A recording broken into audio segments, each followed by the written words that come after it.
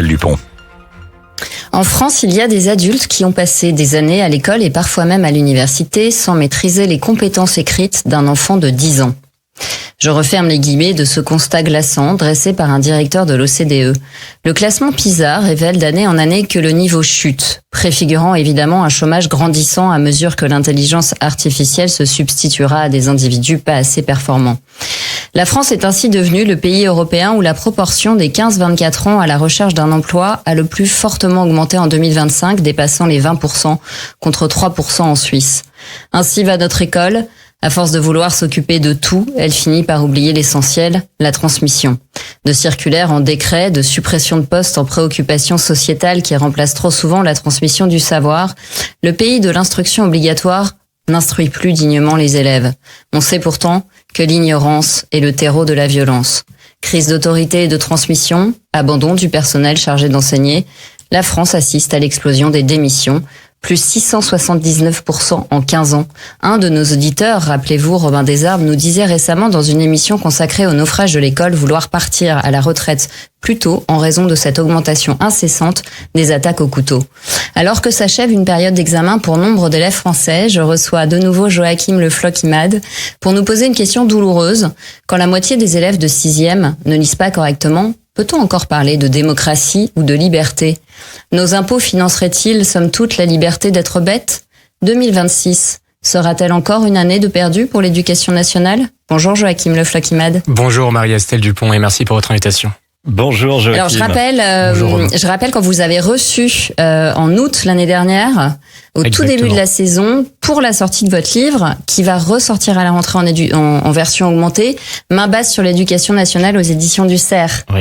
J'aurais été extrêmement heureux, Marie-Estelle, de venir dans votre émission aujourd'hui pour vous expliquer que le diagnostic que j'avais formulé en août dernier dans mon ouvrage Main basse sur l'éducation nationale n'était plus d'actualité. Je crains malheureusement que l'essentiel de mes analyses ait été confirmé au cours des 12 derniers mois et je ferai 3 remarques en ce sens.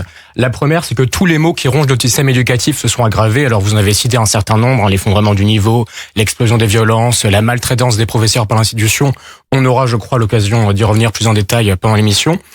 La deuxième remarque, c'est que l'impuissance du politique et son muselage, parce que j'ai appelé l'État dans l'État, se sont exacerbés, si bien qu'auparavant, je disais dans Main basse sur l'éducation nationale, qu'on avait une technostructure qui gouvernait dans l'ombre, que maintenant elle gouverne en pleine lumière, puisqu'on a mis un bureaucrate en la personne d'Édouard Geoffray, à qui je ne fais aucun procès d'intention. C'est un individu, je crois, sincère, extrêmement vif intellectuellement.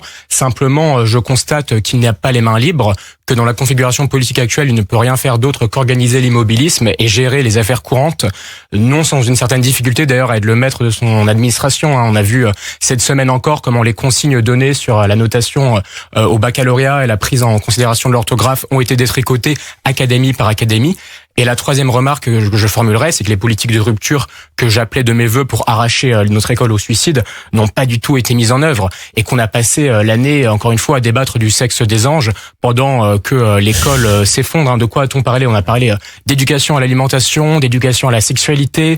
On a un obscur conseil, le Conseil supérieur de l'éducation, qui a proposé de rebaptiser les vacances de Noël et les vacances de la Toussaint. On a pondu des normes.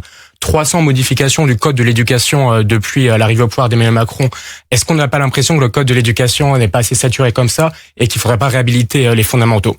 Voilà toutes les questions que je pose, et je conclurai ce propos liminaire par un message très rapide. C'est que cette situation, vous l'avez dit Marie-Estelle, ne peut plus durer, que la crise de l'école n'est pas une crise parmi d'autres, mais qu'elle est une véritable bombe à retardement pour la nation, et qu'il y a une urgence au sursaut, que cette urgence est plus impérieuse que jamais. 01 80 20 39 21 si vous voulez échanger avec Marie-Estelle Dupont. On parle aujourd'hui du naufrage du système scolaire et nous